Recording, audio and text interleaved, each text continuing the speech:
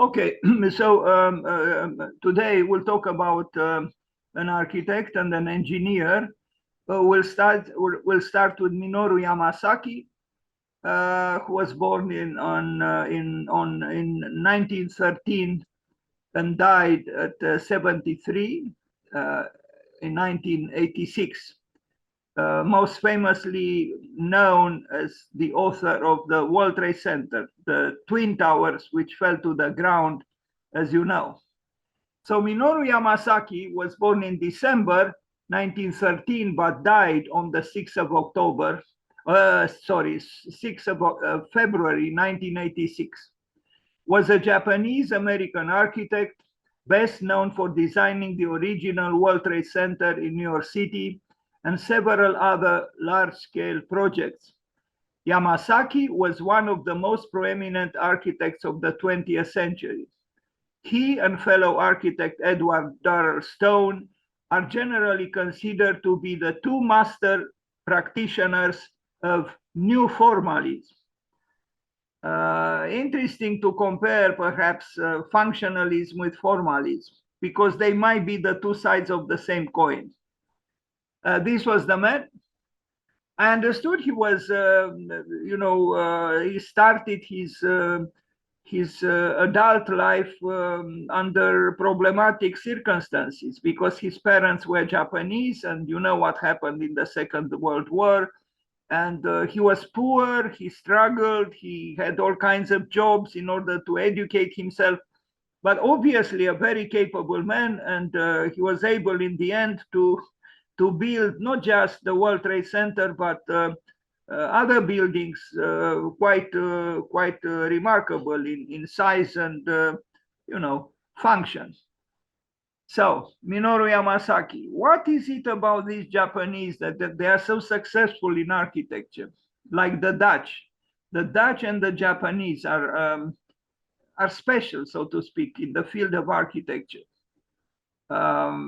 And not only architecture, but Japan, as you know, probably has the largest number of Pritzker winners in the whole world. And there are, of course,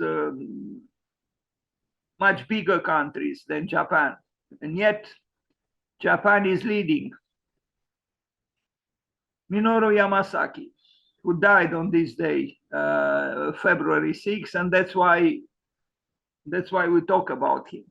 But when I was studying his work, I came to this. These are my words: non-critical globalism. Because I have the feeling that despite his skill as an architect, he didn't manifest a critical stance vis-a-vis globalism. So his architecture is globalist in character. It's not. It is not serving localism, but rather globalism, and it is not critical. And I think if, for example, the critical regionalism, because that's what I was pointing towards with this possible, title for something about him. If we have critical regionalism, why shouldn't we also have critical globalism? But his globalism is non-critical. And I'll try to elaborate this a little further. North Shore Congregation, Israel. This is a religious building. I mean, like Edward Durrell Stone, he employs this I don't know very well how to describe it, some kind of an organic academism, which is a contradiction in terms, because what is academic or academic, or which points towards academism, is in a way the opposite of the organic. But you see here the forms he employs, and yet the building is rather academic. You have the same motif repeated identically a number of times, but still the building is interesting, both outside and inside. what is interesting with Minoru Yamasaki is that his work is modernist, yes, but and sometimes corporate modernist or corporate modernism. But he also somehow makes something happen in his building, even at the World Trade Center, which transcends somehow the corporate culture and the globalist culture and points towards something else. Even here, you know, there is a certain ambiguity at work here. I hope I have an image from the inside. Yes. So we have structure. The structure is very clearly defined, but it's an ornamental structure. It's a decorative structure. It is structure. It functions as structure, but he treats it aesthetically in such a way that structure becomes less rigid, and it becomes more fluid, more feminine in a way, more decorative, more ornamental. And the influences come not only from maybe, let's say, Middle Ages, a little bit, you know, some Gothic, you know, touches or, you know, elements, but also from other cultures, like even Muslim. And what is strange here is that this is built for Israel. I mean, for this is a Jewish congregation. Interesting, these ambivalence, these ambiguities, I think. And the architecture is not an avant-garde architecture by any means, but it's an architecture which has something official about it, but with a certain sensitivity done, which makes it you know, less rigid than what usually we call official or official architecture. There is a certain sensibility at work here. And I don't know when he built this, you know, maybe it's certainly, you know, after 1960s.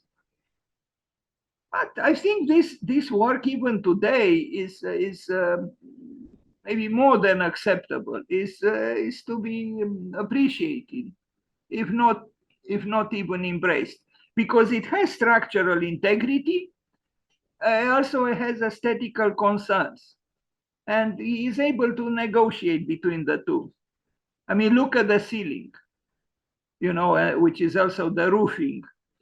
I mean, too bad the resolution. I hope no, I don't have a better picture, unfortunately. But this is looking upwards. Looks almost like a, you know, a modernistic interpretation of some kind of Gothic church, if not cathedral. Minoru Yamasaki. Is there something Japanese in his work?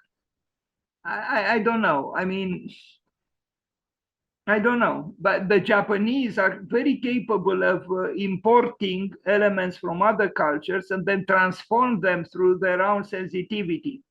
And being that they are very hardworking and very rigorous, very precise, they achieve very special results very often. They did so, and they do so, and they will do so. Minoru Yamasaki. Now, the Northwestern National Life building, and look at this. You know, again, it's a building that could infuriate someone who is against capitalism, for example, because what is the function of this building? It's probably some kind of an insurance company, you know, Northwestern National Life building. There must be an insurance company. So it's capitalistic through and through.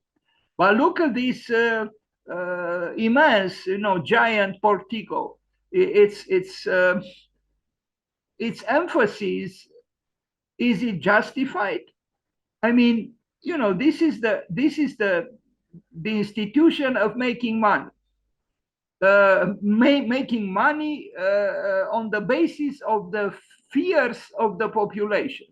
Because, you know, if you turn on the radio or the TV, what do you hear? Are you over 50? Are you insured?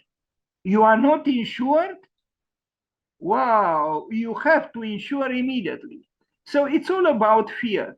You know, fear of getting old, fear of getting sick, fear of dying. So then, yes, you put your money into the insurance company, into national building, national life, whatever that means, national life. And they build these, you know, emphatic structures with your money.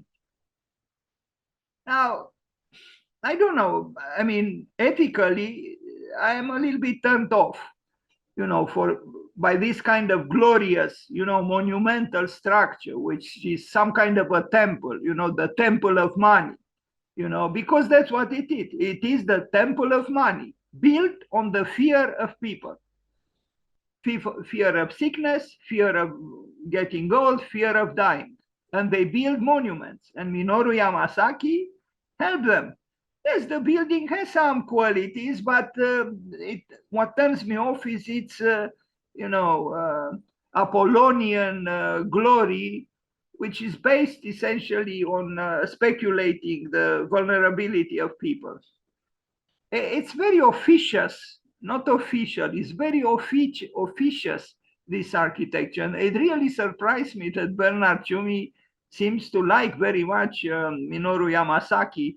And Bernard Tschumi was always an avant-gardist, a deconstructivist. He was one of the 7 deconstructivists, well, 7 groups, because at least Kop Himmelblau had 2 partners. So there were actually 8 people, but he was one of them.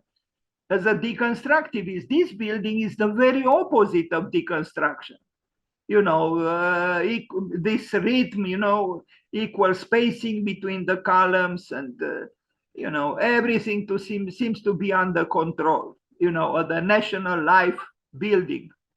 Anyway, not that it is a bad building, but you know, from here to, you know, echoes in our own country, you know, a communist country which built palaces for those in power, is not a long distance. This is more sleek, of course, more sophisticated, more nuanced, but in essence is about serving power, those in power. And I feel it's something very questionable at the very bottom of the program. You could say the architect is not responsible for this. The architect responded to being commissioned, and he built to the best of his knowledge what we look at here. But it still bothers me that it's non-critical. That's what I meant by a non-critical globalism, while Kenneth Frampton talked about a critical regionalism. And I keep thinking, if there is a critical regionalism, there should be also a critical globalism. But this is a non-critical globalism. It's splendid. No, it is splendid.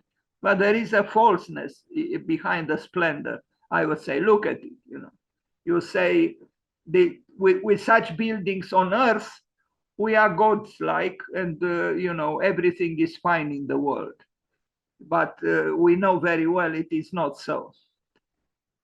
So it's not just about aesthetics. It's not just about the, you know, let's call it the beauty of the building. It's also about the morality of the building, the ethics of the building. You make this, you know, the meeting between the columns and the ceiling, you know, with some kind of Gothic, modernistic Gothic undertones, but this is not a church. This is not a cathedral. This is a speculative, you know, big company which gets bigger and bigger, richer and richer.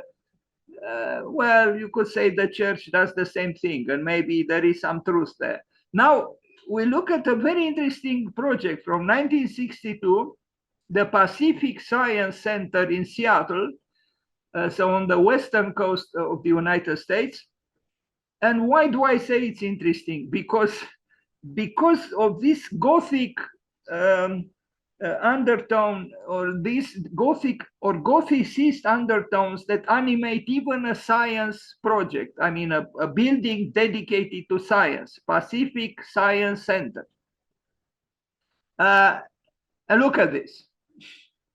I mean, who would do something like this today? You know, a science center which has these, these structures which are, in good measure, useless. I mean, they are huge, but they are equally useless. And the Gothic motif is for all to see. But what does this have to do with science? Maybe he wanted to say science is our new religion, or it was our new religion, mid-century, 1960s.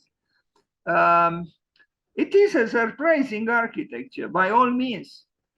And I wonder what these people who pass by there think and feel.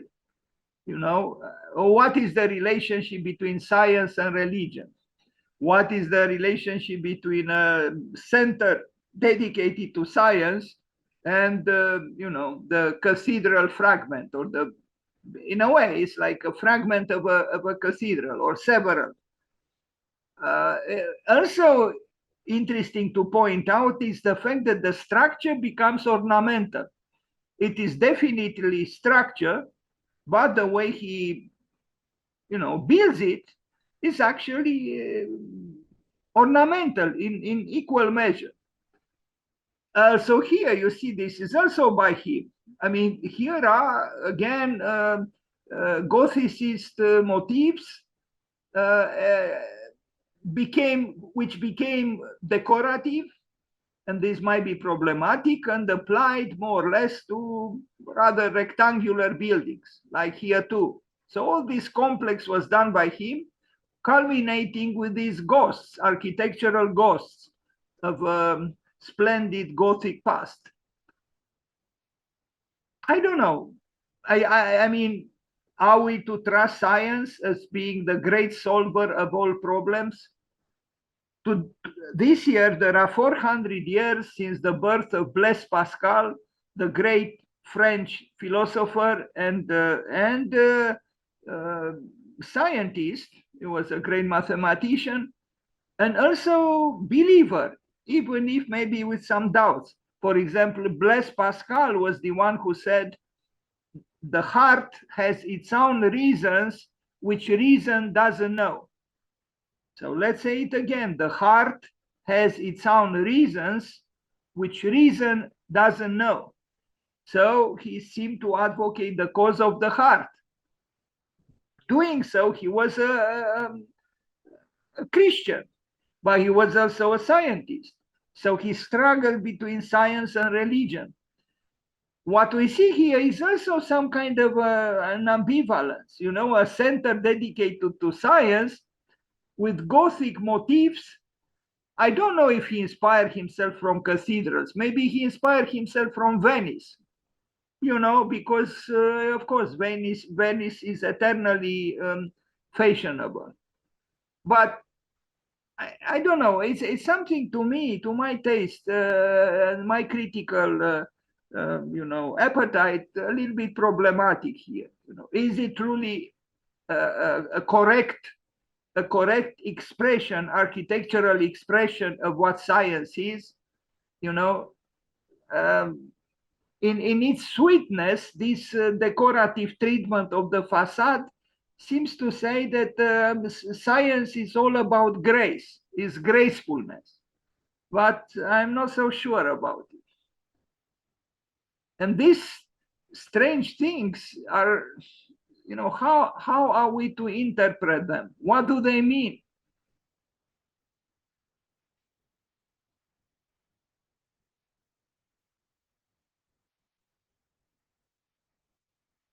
Could we call science the new cathedral or the new religion? Did Minoru Yamasaki think of these matters? I don't know. Anyway, he built them. You see, they are prefabricated. They are huge. Also, I think it's worth pointing out this modernist, because he was a modernist architect or a modern architect. he didn't turn his back on ornament. Much of his architecture has a lot to do with ornamentation. And indeed, you cannot have structure without ornament. So he was a rather unusual modernist. After all, we read at the beginning that he was associated with a movement, the new formalism, not functionalism, but formalism. This is perhaps something worth thinking about. In other words, he was a new formalist. Now, I don't know who the old formalists were. He was considered one of the new formalists, like Edward Darrell Stone as well. Is there logic in his work? Yes, there is. But there is also the ornamental side of his work where logic becomes less adequate to use. Anyway, in the 60s, the United States was doing very well. There was some kind of an optimism that the United States is saved and saves and will save the world. And, the architecture had to be splendid. Although there is, and there will be a lot of poverty in the United States, but these mega projects do not say anything about poverty, like that project for the national, life building. You would say, looking at that building, that there is no poverty in the United States, where I have to tell you, there is a lot of poverty. I lived there for many years and I know what I'm saying. But that poverty is not shown on TV, it's not shown through the red carpet of Hollywood or through the movies from Netflix or HBO. No, of course not. Now what is this? Another corporation, this time for education. Horace Mann Educators Corporation, Springfield, Illinois, 1972. Again, centralist corporate building, maybe correct somehow, from a certain point of view, but it leaves me cold. I mean, it's a building that serves power, the power of the corporation, even if you say it's the power of education, because it's the corporation of a corporation destined for education. But it looks like an embassy. It looks like you can see this is a governmental building or a corporate building, and that's what it is. I don't see anything really about education. It's about the power of corporation. It's officious. I don't particularly like it. Now, a temple, again, a religious building, Michigan, 1973, Minoru Yamasaki.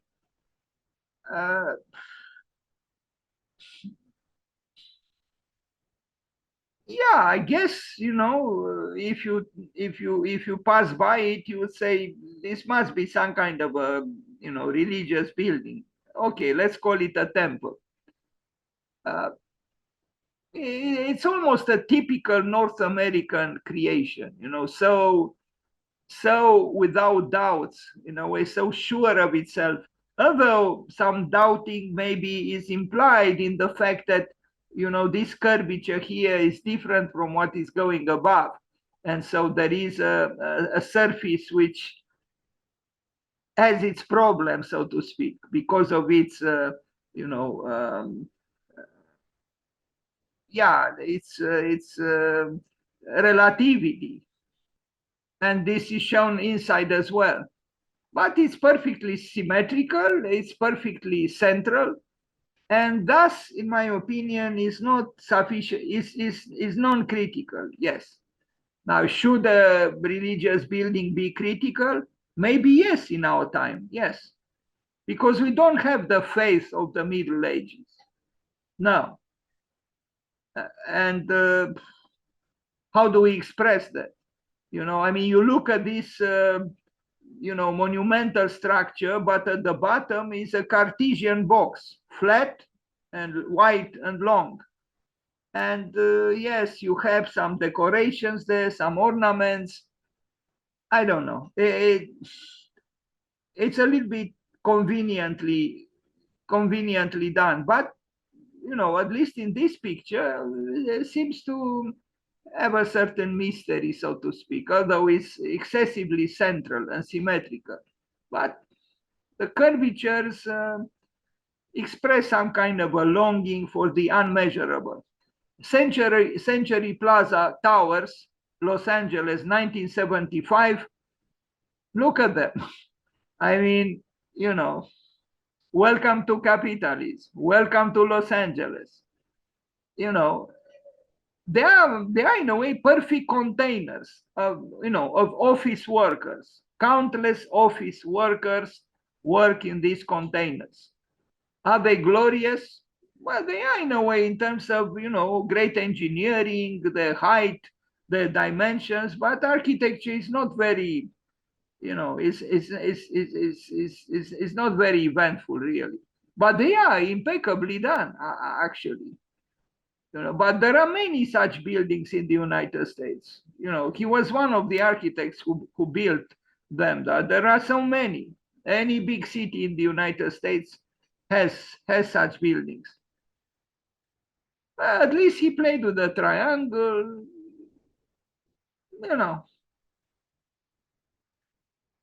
But again and again, this is a non-critical globalism. It's non-critical because in no way it expresses, it serves actually, the corporate culture with all its means. Fortunately, there are human beings who pass by and they bring in some life, and the buildings are, that they are majestic in a way, indifference to the human silhouettes and the human life. They are, impeccable containers of the human drama, if we are to call it so. Did he build these too? Maybe, but I personally prefer the towers, but maybe he did this as well. Anyway, this is an architecture of power, built for power. BOK Tower in Tulsa, 1975, and the tower it is. Yeah.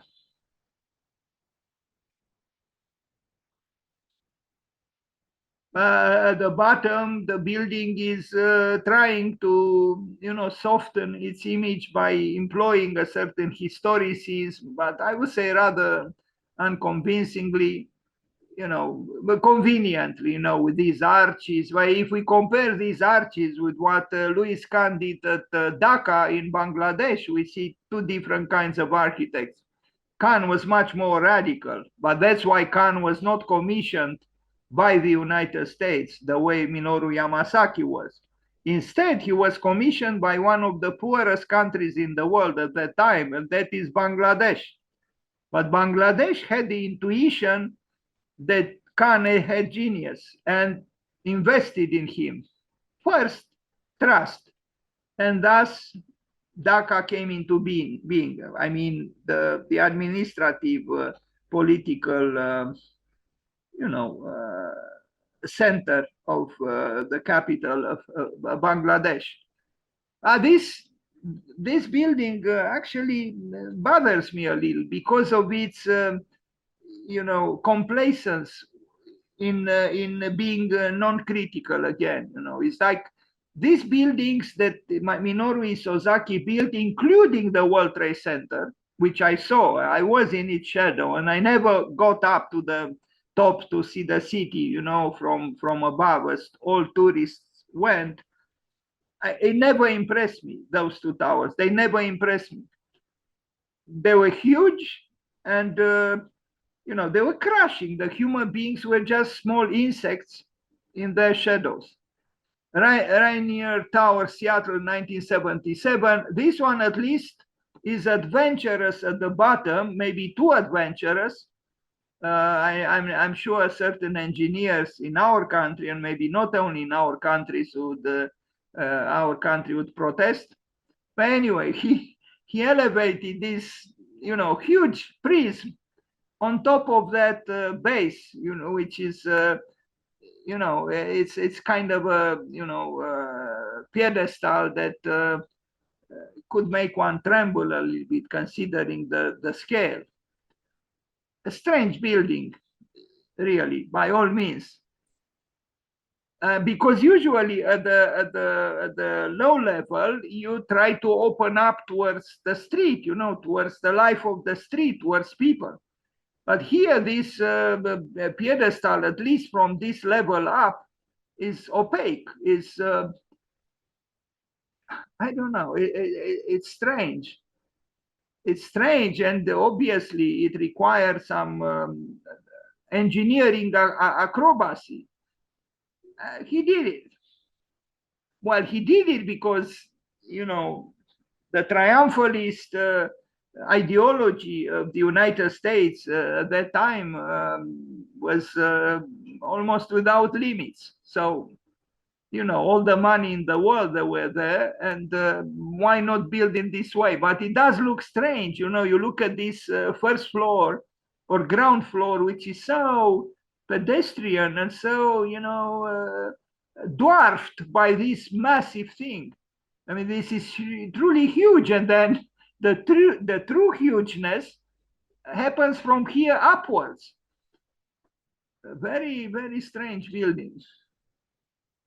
I wish I had more pictures to agitate me even further. Anyway, now the Federal Reserve Bank, Richmond, 1978, will get tired of this globalist, non-critical architecture because really,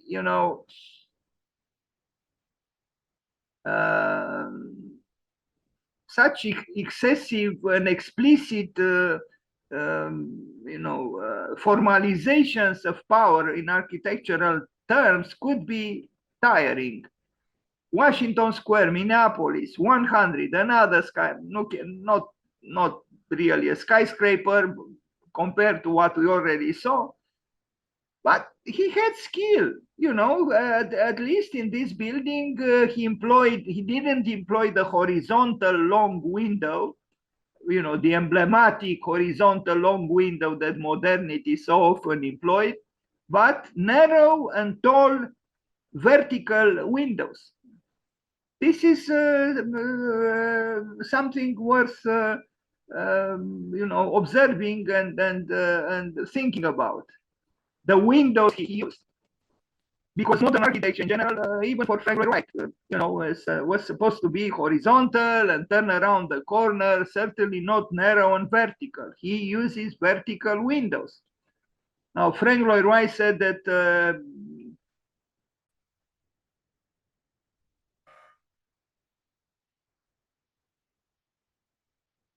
I'm sorry, I don't know what happened. We got disconnected. Do you hear me?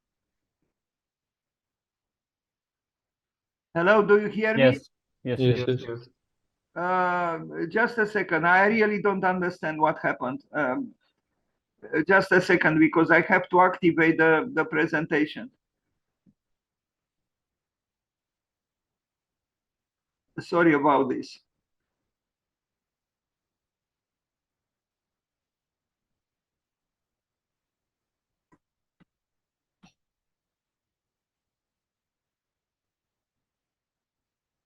Okay, so we continue with the Minoru Yamasaki. Sorry about this short disruption of the presentation. I got disconnected from Zoom.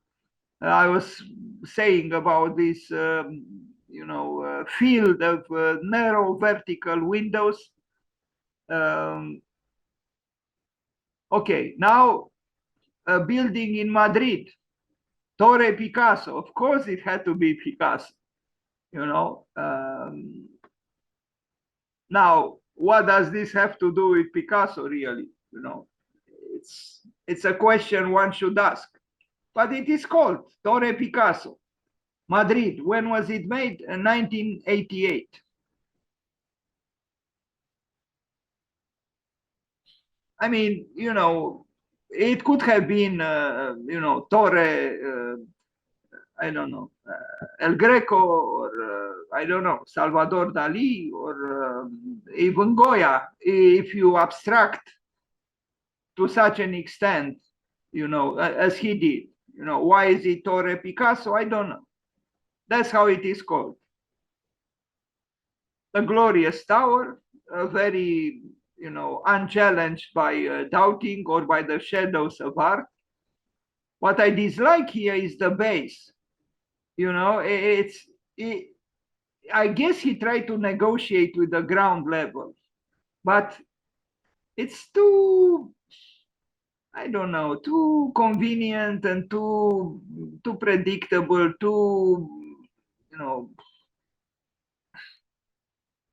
it didn't need this tower, abstract as it is, to have this kind of pedestal, I think, or this kind of base.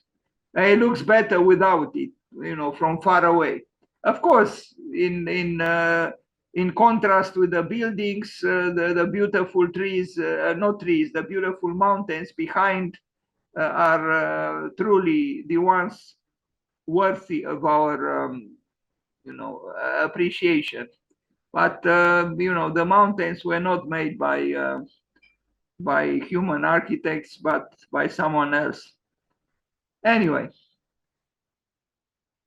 the Picasso Tower in Madrid, Minoru Yamasaki,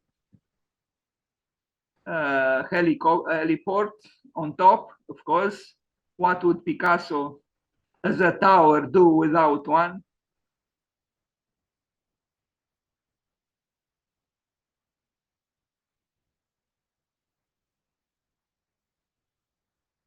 The typical tower. The core have services and elevators, staircases, and then around offices.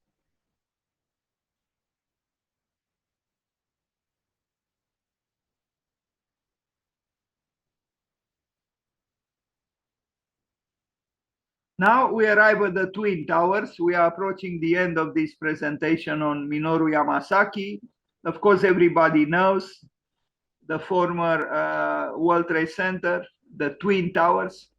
And actually, he had a good idea I don't know if it was his idea to build two towers and not just one, as it is now the case. I read something about this. People appreciate very much that he built two towers. But I don't know if this was in the program or it was his idea, his proposal. Anyway, that's how they were built. And you know what happened to them. It's still unbelievable what happened to them. There are many conspirational theories, because it's so unreal what happened. How could it be that some planes enter these buildings? How could it be? Here we see. We cannot see the presentation. Pardon? We cannot see the presentation. It's not on share screen. But you should have told me, God.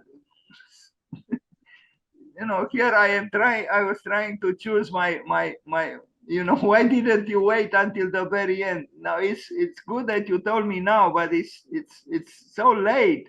I was talking like an idiot here about images which you didn't see. Okay, I think I know why.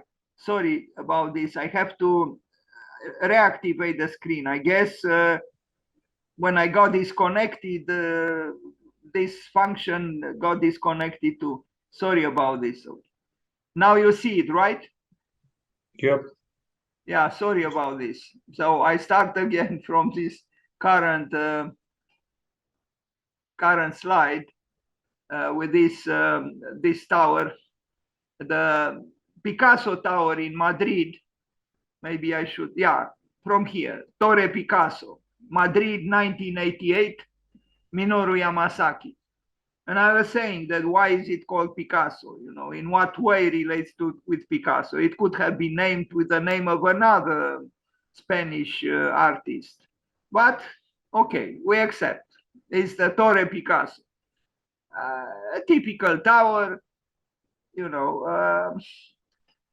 I said that I personally dislike this base. with that convenient academic arch, all nice and easy. But if we call the tower Picasso, that was not the spirit of Picasso at all. Although Picasso said that he learned how to paint in 4 years like Raphael, and to paint like a child in a lifetime. But this building was built, I mean, again, why is it called Picasso? Does it express in any way the personality of Picasso? No, it doesn't. It's just, artificially called the Torre Picasso. That's because we as architects are still not accustomed to do a narrative architecture. For example, if you do a Salvador Dali tower, that Salvador Dali tower should be different from the Pablo Picasso tower, because they were very different artists. But we don't do this because we don't narrate through our buildings. We don't do a narrative architecture. And that is a problem. I think there is great potential for a narrative architecture. But we are not accustomed to think in these terms, that a tower, dedicated to Picasso should have something of the personality of the painter expressed in the building. Otherwise, why do we call it Picasso? It could have been called the Franco Tower, or I don't know. Anyway, this is the tower in Madrid, built by Minoru Yamasaki, the Picasso Tower, and I mentioned the heliport on top of the tower, and this rather, in my opinion, unsuccessful base or pedestal on which the building, abstract as it is, stands. But I think he had this difficulty, how to marry the purity of the prism at the level of meeting the ground.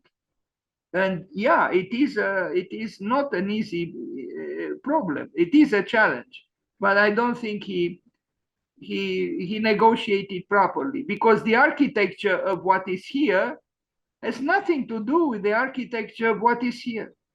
There are two different architectural languages.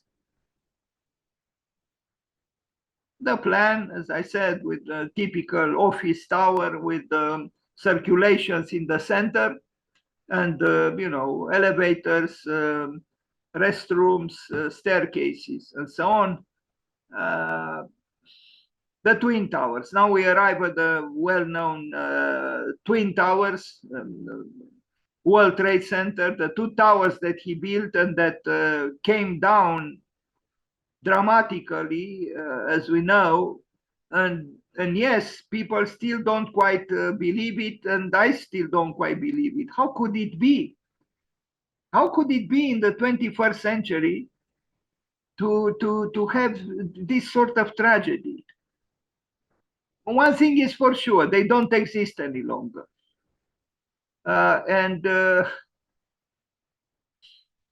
I was surprised to read a few days ago that Thomas Maine, the celebrated North American architect, who was the founder of his office, Morphosis, apparently he stated in an interview that he seemed to be rather sympathetic towards the terrorists. And this surprised me. We are talking about the winner of the Pritzker Prize, a very well-known architect in the United States, a North American architect, claiming that he doesn't lament the falling of the towers. In a way, he shows some sympathy towards what what we call the terrorists stood for. Interesting. But look at this building. Yes, it was done magnificently, but with the same kind of I almost feel like saying distortion, historicist distortion of modernism in the name of some kind of an influence coming from I don't know, maybe even the Gothic times, maybe, I don't know, a certain sensibility that he showed from the very beginning. Not Isamu Noguchi, but Minoru Yamasaki. Isamu Noguchi was another important Japanese, but an artist who even studied for a while with Brinkush, a very important artist, Isamu Noguchi. But we talk now about Minoru Yamasaki.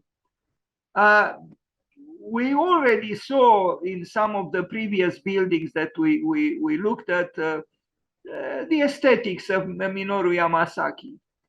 And they were done here at even larger scale in New York City for these buildings that celebrated what?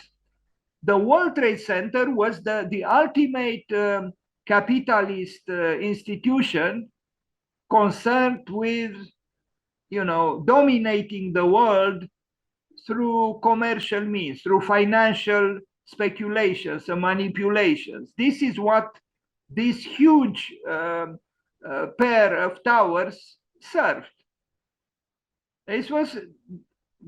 These two towers were not built for cultural reasons, spiritual reasons. They were built for capitalistic, exacerbated interests.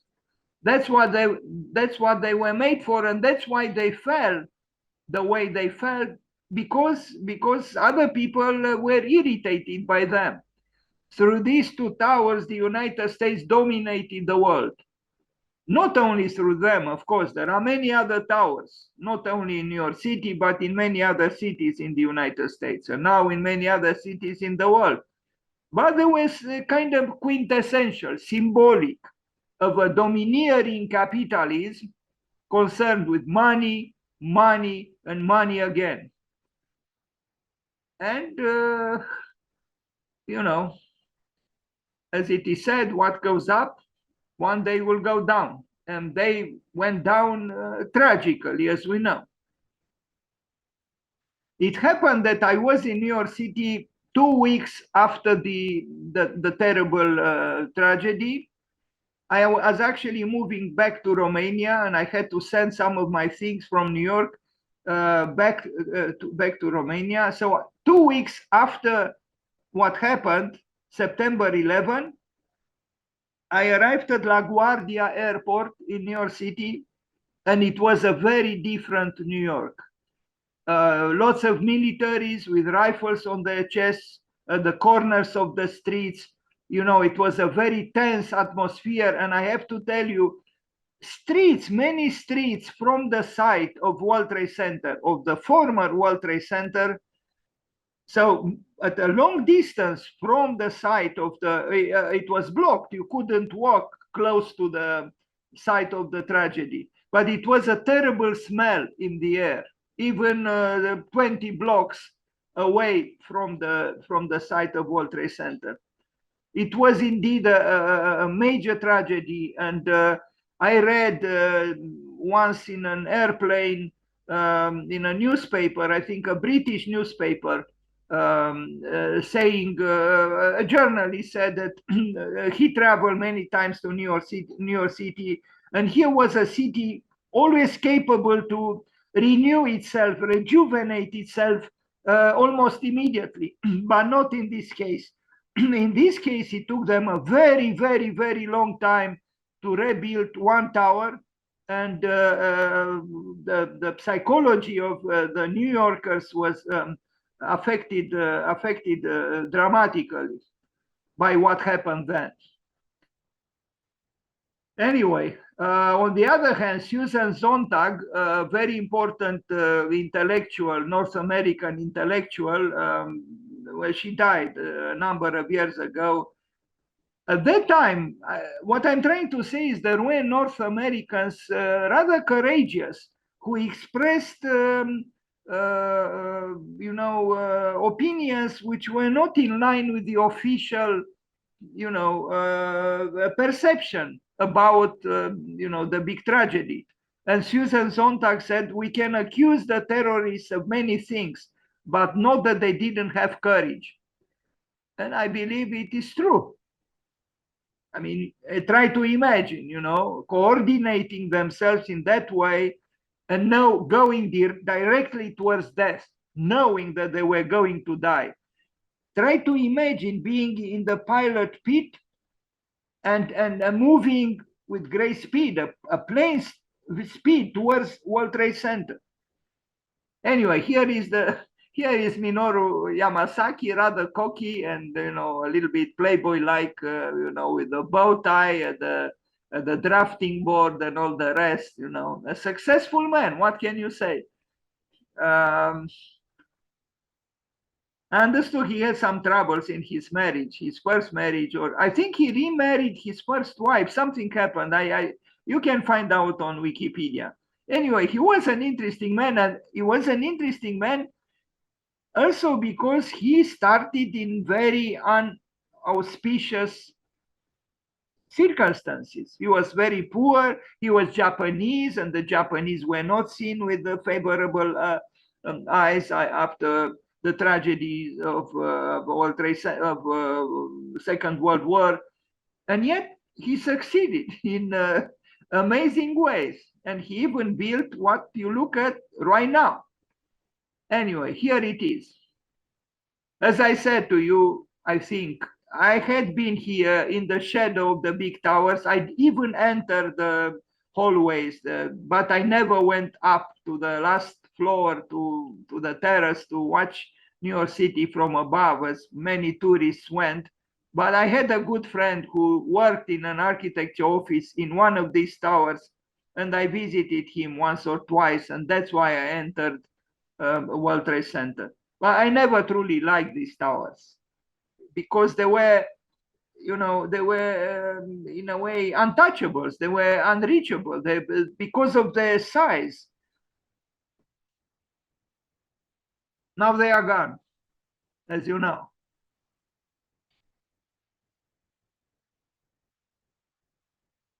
Minoru Yamasaki. In his wildest nightmare, he would not have envisioned what happened to his towers. No, impossible. It was surreal. I had a friend who went to work on that day, September 11, and he was moving at a certain distance from World Trade Center, and he told me that the traffic stopped, and he got out of the car, and he actually saw one plane entering one of the towers, and everybody thought was some kind of a, you know, a Hollywood movie or something, that it was something staged that couldn't be real. Everybody stopped their cars because the traffic was stopped, but nobody believed what they actually saw because it was unbelievable indeed. Now I end this presentation on Minoru Yamasaki with new proposals for World Trade Center, but we know one was already built. The competition was won by Daniel Lipskin, but the tower was built by SOM, by David Childs from SOM, Skidmore, Owings and Merrill. Let's see some proposals that were made to rebuild the World Trade Center. This is kind of interesting. I don't know who made this proposal to have just the exoskeleton of the towers, and you know, without content, without actually usable you know, floors, kind of like architectonic ghosts of what once was there. I think it was an interesting idea, but of course it was not you know, it didn't have the chance to be you know, implemented because, you know, every square inch in Manhattan, everywhere, not just in that area, is immensely expensive. Who would build something like this for nothing, in a way, meaning, you know, a useless giant pair of structures. Now, this might have been, yes, this one by Daniel Lipskin. He won the competition, but it was not built what he proposed. I don't know who did this. Maybe, yeah, Peter Eisenman. Peter Eisenman proposed this, you know, could we call them towers? These grids, vertical grids, actually. I don't know what to think of them. I mean, you could speculate, on the meaning of a grid. It's almost like an architectonic prison of some sort, the prison of capitalism, the prison of high bureaucracy, the prison of money, the prison of speculative work and profit making. Maybe I don't know if Peter Eisenman thought about this in these terms. I don't know.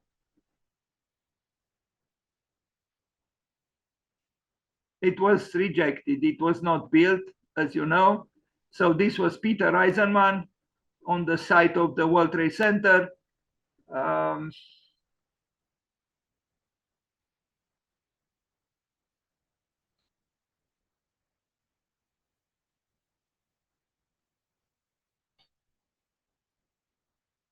He always loved the grid. That's why he said any architectonic project has to start with the grid.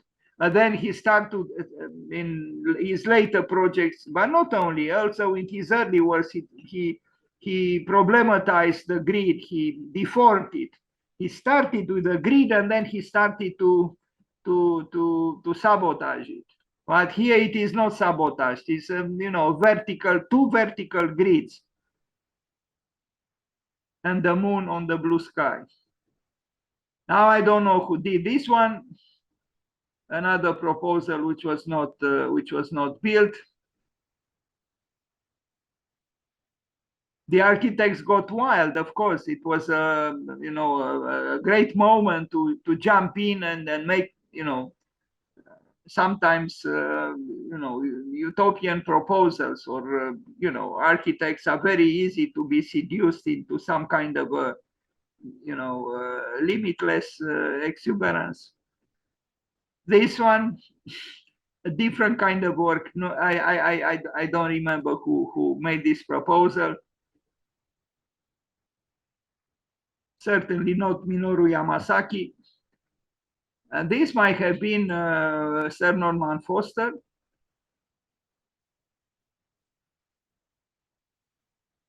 Obviously, the question of scale didn't preoccupy them. The taller the better, the bigger the better. It was all about domineering still. But I wonder why. But no, this would not have been the appropriate place to build a Hamletian tower, meaning a tower of doubts, the tower of doubts, in a way to internalize the pain and also to reflect on the reasons of this terrible tragedy, why this happened. It seems that all these towers actually do not, maybe a little bit you could say here there is some kind of a turmoil, but in general the proposals were made to replace already crashingly tall towers with some even taller and even bigger. This might have been, yes, I think it was Sir Norman Foster, always saying, I'm here, I'm present, Atsum, as Konstantin Neuka would have said, I'm here, I'm present, jumping on the occasion, as he's jumped now in Ukraine. And he's almost 90, if not over 90. And of course, another great opportunist, Bjarke Ingels, he couldn't miss the occasion either, proposing this. Fortunately, it was not built. This is, of course, the new tower built by David Giles from SOM, which is probably indestructible, but it's not very graceful as an architecture. But maybe it was never meant to be graceful in any way. So I think we arrived at the end of this presentation on Minoru Yamasaki. No, before I end, I have a few images. I lived in Chicago, well, in a suburb of Chicago, Evanston, for about 5 years. And I had a small so-called gallery or architecture gallery, which was more like a studio. But I displayed a proposal for World Trade Center done by someone who teaches at Minku now, that is, what's his name? I'm beginning to get to have some problems with my memory because I have many Justin Baroncha. Justin Baroncha made this proposal, which I like very much.